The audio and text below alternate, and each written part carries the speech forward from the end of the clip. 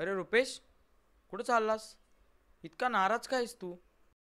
अरे नाराज होऊन आहे तर काय करू. हे बघ पेपरमध्ये काय बातमी आली. देशात परदेशी वस्तूंची मागणी वाढली. स्वदेशी व्यापाऱ्यांचा व्यवसाय ठप्प. देशात लघुउद्योग बंद. बघू. यात इतकं टेन्शन घेण्यासारखं काय आहे? काहीतरी मार्ग काढ ना. आणि तसे टेन्शन घेऊन काय होत नाही. अरे आपला तो आविदादा आहे ना, तो यातून काहीतरी 100% मार्ग काढेल. चल आपण आविदादाकडे जाऊया.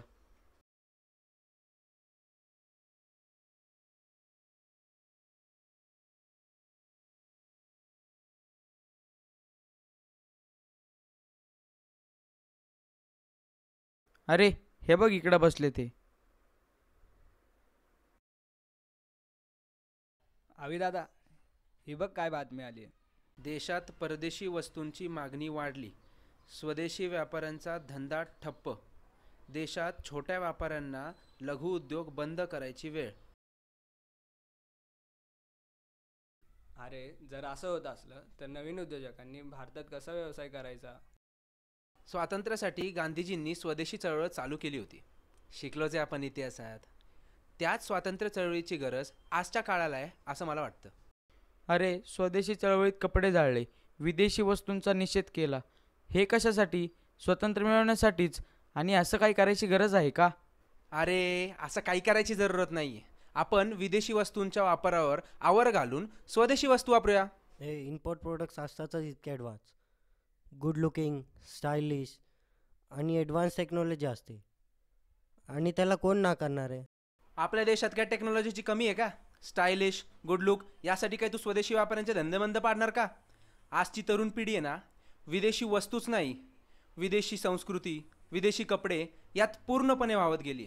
अरे आपला तो विनय नाही का, तो पण इंजिनिअरमध्ये डिस्टिंक्शननी पास झाला आहे. तो म्हणतोय मला विदेशात नोकरी करायची. एक्झॅक्टली, मी पण तेच म्हणतोय. तो डिस्टिंक्शननी पास झाला म्हणजे तो टॅलेंटेड तर असणारच. म्हणजे तो त्याचं हेच टॅलेंट परदेशात जाऊन पैशासाठी विकणार. माझं काय म्हणणं आहे, त्यांनी इथे राहावं, आपल्या देशात काम करावं आणि त्याच्या याच टॅलेंटचा उपयोग त्यांनी भारतासाठी करावा. बरोबर आहे. आता आपण इथे बसलोय, आपण देखील कित्येक विदेशी वस्तू वापरतो. याचा शर्ट बघा, याचे शूज बघा. रुपेश तू सांग मला, तू देखील कित्येक विदेशी वस्तू वापरतोस ज्याच्याने स्वदेशी व्यापाऱ्यांचे धंदे ठप्प पडतात. तुला देखील व्यवसाय करायचा आहे, जरा विचार कर. ही गोष्ट माझ्या कशी लक्षात नाही आली. आता मी पण विदेशी वस्तू वापरणं कमी करणार आहे. हा बरोबर आहे राव. आता इथून पुढं आपण सर्वांनी विदेशी वस्तूचा वापर कमी करून स्वदेशी वस्तूचाच वापर केला पाहिजे. अविदा, तुझं बरोबर आहे.